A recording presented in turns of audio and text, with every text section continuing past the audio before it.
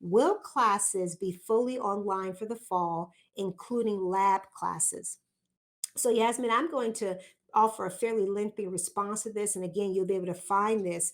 As you may have seen in my communications this morning, the college has decided to remain in remote operation status for the fall semester, that the large majority of our classes will be delivered online.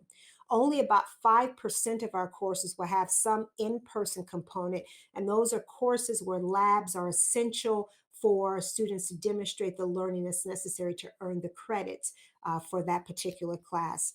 These decisions were made in order to keep specific programs where required laboratory experiences or practicum experiences are required or integral to that program. These are connected to accrediting bodies and review forces outside the purview of our college.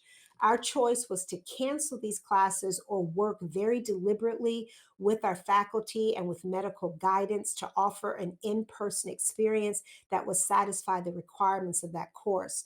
And as you can see in the link in my memo this morning, these are very specific and narrow areas for these courses. Automotive technology. You got to be able to touch a brake system in order to be able to understand how to fix it. Biotechnology, nursing, health sciences, and our landscape technologies.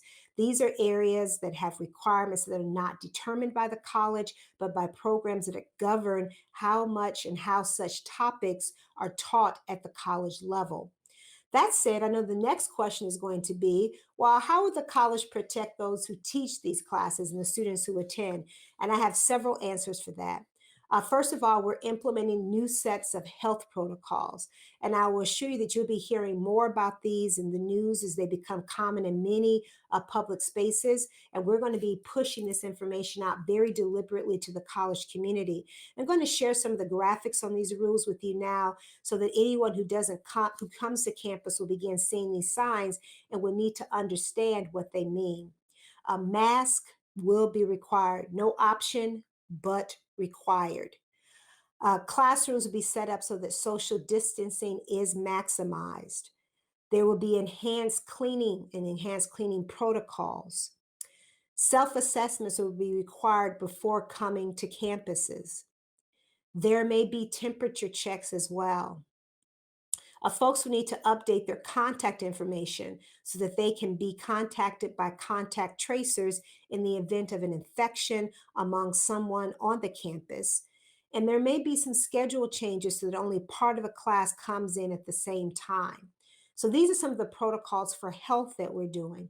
But I also want to emphasize that if you are a member of a vulnerable population, you should stay at home.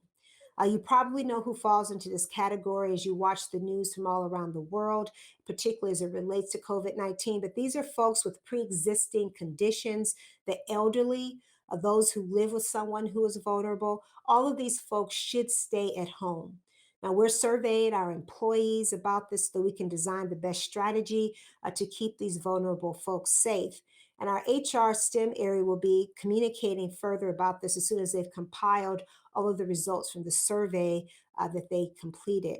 And we're still working out some plans for vulnerable students. So, again, we are working deliberately to craft an environment where we follow health protocols, but also that we recognize and appreciate the vulnerable populations who also attend and work at Montgomery College.